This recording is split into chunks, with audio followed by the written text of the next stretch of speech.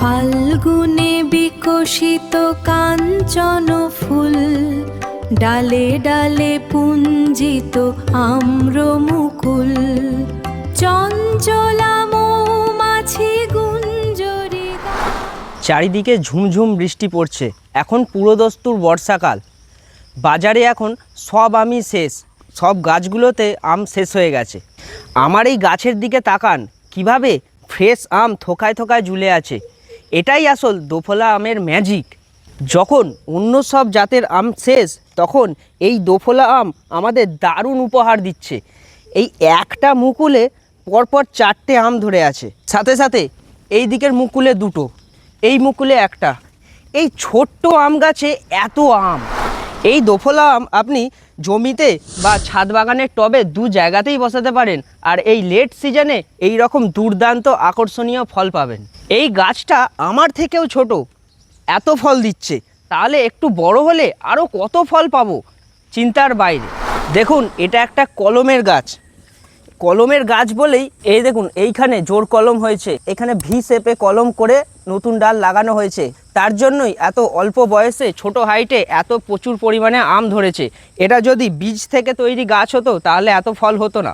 তবে বর্ষার এই সময়ে গাছে যখন এত সুন্দর সুন্দর ফল ঝুলে থাকে, তখন এর পরিচর্যা সাধারণ সময়ের থেকে একটু আলাদা।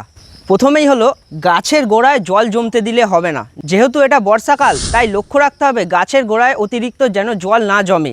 তেমনি যারা ছাদ বাগানে চাষ করছো, তারা অবশ্যই লক্ষ্য রাখবে যেন টবের গোড়ায় জল না জমে থাকে। পরবর্তী হলো ছত্রাক বা ফাঙ্গাসের আক্রমণ। এখন বর্ষাকালে ঘন ঘন বৃষ্টি হচ্ছে, তাই এই সময় এই সুন্দর সুন্দর আমে ছত্রাকজনিত কারণে কালো ছোপ দাগ হতে পারে, অ্যানাথ্রাকোস জাতীয় ছত্রাকের আক্রমণ হতে পারে। তাই যখন একটু বৃষ্টি কমবে, একটু সূর্যের আলো দেখা দেবে, তখন এর মধ্যে যে কোনো ধরনের ছত্রাকনাশক স্প্রে করতে হবে। আপনি যে কোনো ধরনের ছত্রাকনাশক দিতে পারেন, কিন্তু মনে রাখবেন সেই ছত্রাকনাশক বা ফাঙ্গিসাইডটা যেন ভালো মানের হয়। যেহেতু এটা অফ সিজনের, তাই অবশ্যই ভালো এবং উন্নত মানের ছত্রাকনাশক ব্যবহার করবেন। এবার ব্যাপার হলো গাছের পুষ্টি নিয়ে। বর্ষাকাল মানেই যে শুধু জল পড়ছে আর কোনো সার দিতে হবে না, তা নয়। এখন গাছে ভরপুর ফল ধরে আছে, তাই গাছের গোড়ায় কিছুটা পটাশ দিতে হবে। এরপর আসি খোল, যে কোনো ধরনের খোল, সর্ষে খোল হোক, বাদাম খোল হোক, নিম খোল হোক, এর চারদিকে একটু আধা দূরত্বে ভালো করে মিশিয়ে দিতে হবে। অন্যান্য সব খোলের থেকে নিম খোল দিলে একটু কাজ বেশি হয়, কারণ নিম খোল তিতো, মাটিতে ফাঙ্গাস আসবে না, কোনো ব্যাকটেরিয়া আক্রমণ করতে পারবে না, এবং কোনো যদি অপকারী পোকামাকড় থাকে সেটাও দূরে থাকবে। এই রোগা পটকা গাছে এত পরিমাণে আম ধরলে এগুলো তো ডালগুলো নুয়ে পড়বে, ভেঙে যাবে। এই শক্তপুক্ত একটা লাঠি পুঁতে ডালগুলোকে দড়ি দিয়ে বেঁধে দিলেই ডালগুলো ঠিক থাকবে। এই আমের গায়ে কালো ছোপ দাগের জন্য তো ফাঙ্গিসাইড স্প্রে করছি, এর সাথে এইটা স্প্রে করুন, তাহলে আমগুলো সাইজে অনেক বড় হবে এবং ত্বকগুলো অনেক উজ্জ্বল ও চকচকে হবে।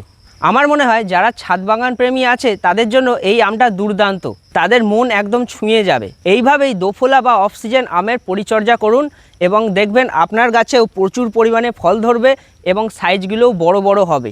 আমাদের সবাই চাষি টিমের নার্সারি আছে, যদি আপনাদের এই ধরনের গাছের দরকার হয় আমাদের টিমের সঙ্গে অবশ্যই যোগাযোগ করুন।